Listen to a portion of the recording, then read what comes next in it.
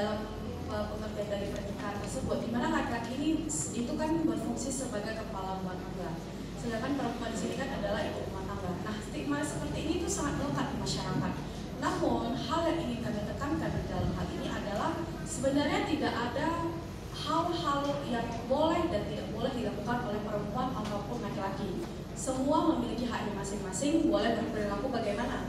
Nah, namun hal yang perlu jadi penghubung antara ini itu adalah komunikasi, seperti yang sudah disampaikan. Nah, kita mengingat apabila hanya satu pilar yang berdiri, itu bangunan tidak akan berdiri. Tapi semakin banyak pilar, pasti akan berdiri kan. Nah, makanya itu semakin banyak kerjasama, semakin banyak komunikasi, semakin banyak pemahaman antara kedua orang, itu kan akan lebih baik seperti itu. Makin tidak ada permasalahan yang terjadi dalam rumah tangga. Begitu juga dalam hal kita bermasyarakat, sebenarnya laki-laki dan perempuan itu tidak ada hal yang bisa dan tidak boleh dilakukan. Semuanya boleh, asal kita sama-sama saling menghargai, menghormati haknya masing-masing, seperti itu. Baik, sekian jawaban dari kami. Luar biasa, jawaban yang si tajam silet. Jadi kita langsung over lagi ya ke kelompok 1. Oke, jadi sebelumnya kami berterima kasih atas usulan dari Bapak Oki. Terima kasih banyak dari Pak Tony. Pak Oni, mohon maaf Pak Oni. Dari kami sendiri sih sebetulnya ya setuju lah Pak. Mungkin banyak kekurangan, banyak ketidakpuasan dalam misalnya hukum-hukum yang baru atau hukum-hukum yang mungkin tidak pas dengan Bapak. Tapi kami juga yakin hukum itu bersifat dinamis dan akan berubah, bertambah, mengikuti perkembangan zaman untuk menjadi versi yang lebih baik dari sebelumnya Pak. Ya, nama saya Henry Pak. Jadi tadi kan mungkin Bapak ada membahas masalah UMKM ya Pak ya. Jadi kalau cipta kerja itu memang tujuan dari cipta kerja ini kan sebenarnya untuk memberikan kepastian hukum terutama bagi UMKM malahan Pak. Kalau untuk perusahaan besar itu lain lagi, malah lebih ketat. Justru memberikan lebih luas lagi kelonggarannya sehingga bahkan kalau untuk masalah gaji UMK untuk usaha yang sifatnya untuk mikro ataupun mikro kecil itu malah diperbolehkan untuk dibawa UMK itu Pak. Jadi seperti itu, dan juga untuk masalah kayak uang pesangon itu malah lebih fleksibel sih Pak daripada kalau misalnya perusahaan besar gitu. Jadi memang tadi Bapak juga menyinggung masalah undang-undangnya sudah ada tapi kok masih banyak yang ngeluh. Jadi makanya tadi juga saya memaparkan masalah perselisihan terjadi antara pekerja dan juga perusahaan.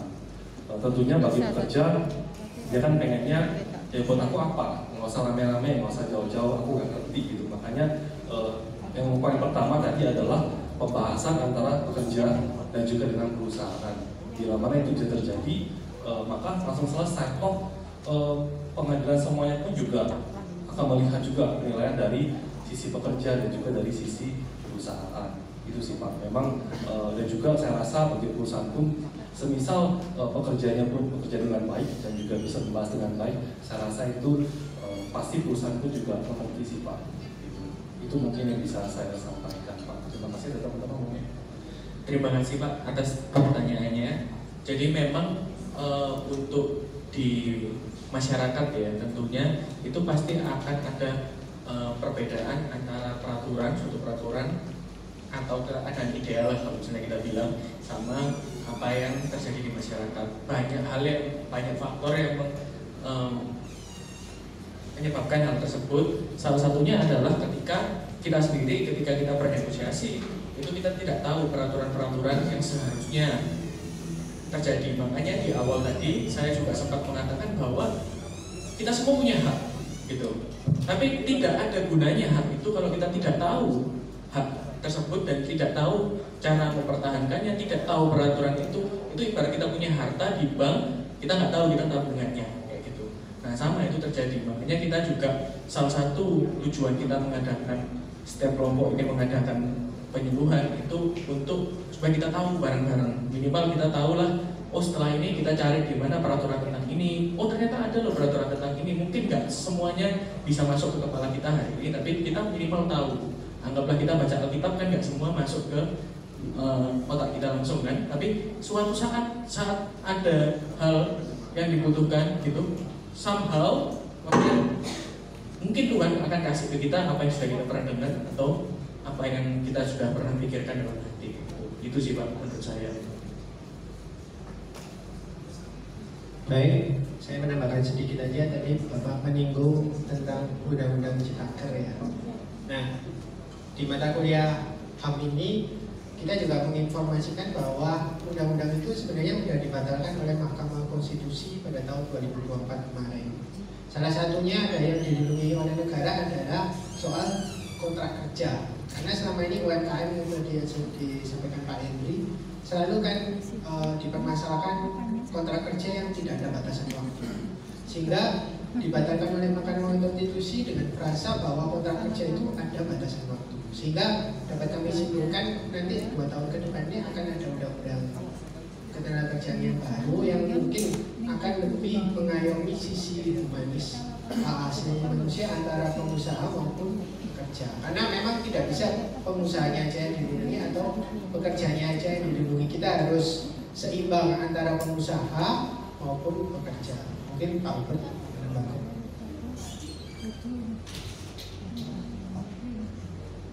Baik, semoga cukup Pak dari kami.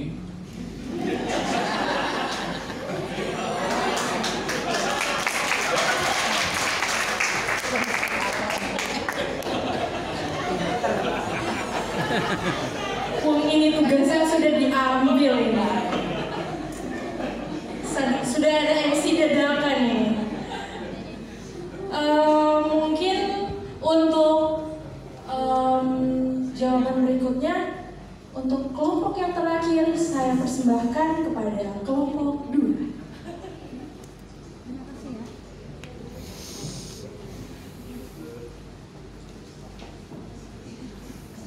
Terima kasih Bapak atas pertanyaannya Pak ya. Tadi Bapak ada studi kasus keluarga Pak ya, tidak PPPO di Singapura, gajinya nggak dibayar atau ada potongan gajinya Pak ya. Gajinya dibayarkan, tapi tidak sesuai apa yang dijanjikan waktu perjanjian. Oke. Jadi sebetulnya Pak itu jika dari dari sudut pandang hukum Pak ya, yang saya ketahui jatuhnya itu tetap Bapak bisa melakukan melakukan gugatan untuk Undang-Undang Nomor 21 Tahun 2007 tentang tindak pidana perdagangan orang, karena kan di sini ada perjanjian yang nggak dibatasi Pak ya, yang nggak diberikan gitu Pak. Dan Bapak juga bisa nambahin pasal Pak di situ Pak. Jadi Bapak bisa nambahin lagi junto pasal 378 Pak KUHP tentang penipuan Pak. Penipuan itu. Jadi dasar hukumnya Bapak untuk melaporkan agen tadi itu sangat kuat. Jadi saran kami Pak ya, sebelum melakukan biasanya migrasi Pak ya, migran ke luar negeri, diperhatikan dulu Pak legal perusahaannya Pak, agennya tadi Pak, apakah legal atau tidak Pak. Kalau misalnya ilegal Pak, Bapak bisa melaporkan Pak dengan dengan pasal untuk penipuan Pak, karena nggak ada izin Pak ya. Coba. Terus masalah upaya tadi Pak ya, upaya pencegahan. Jadi pencegahan itu dari pemerintah sekarang itu kita udah ada undang-undangnya Pak ya, karena Undang-Undang Nomor 21 Tahun 2007 itu undang-undang lex spesialis Pak, undang-undang khusus Pak untuk TPPO Pak. Misalnya Bapak gunakan undang-undang seperti 396 kalau nggak salah Pak KUHP tentang perdagangan orang Pak.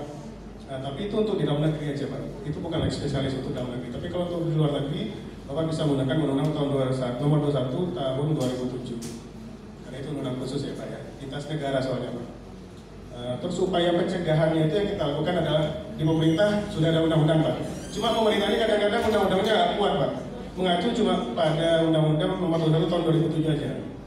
Nggak mau dijunto, nggak mau di pasar berlapis, nggak bisa Pak gitu. Nah itu penguatannya penting di situ sih Pak. Jadi pemerintah harus melakukan penguatan secara hukum Pak ya. Jadi sehingga agen-agen nakal ini nggak semena-mena bisa mengirim orang, terus mereka cuma dihukum cuma sebentar bisa melakukan lagi gitu Pak. Jadi harus pasal berlapis. Nah ini dari pemerintah Pak ya, upaya pemerintah itu harus lebih kuat lagi Pak hukumnya.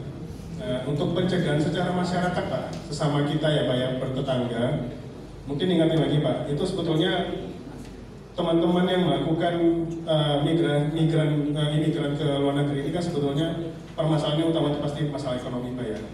Jadi mungkin dari desa sendiri itu harus mengakomodir Pak. Misalnya ada usaha UMKM dan membantu teman-teman yang membutuhkan usaha gitu Pak. Sebetulnya permasalahan kita kenapa adanya migrasi ke luar negeri karena masalah ekonomi sebenarnya Pak. Sedangkan di sana juga mereka tidak menjamin bisa sejahtera seperti di Indonesia gitu. Nah, itu sih saran saya Pak ya. Satu lagi pemerintah juga di sini berperan Pak. Terkait sebetulnya ini panjang kalau dibahas masalah permodalan. Banyak beberapa pekerja migran ini kan sebetulnya tidak ada modal yang diberikan Pak ya. Jadi ketika mereka ingin buka usaha di Indonesia, modal nggak ada, sedangkan ada iming-iming untuk luar negeri dengan digaji besar gitu Pak.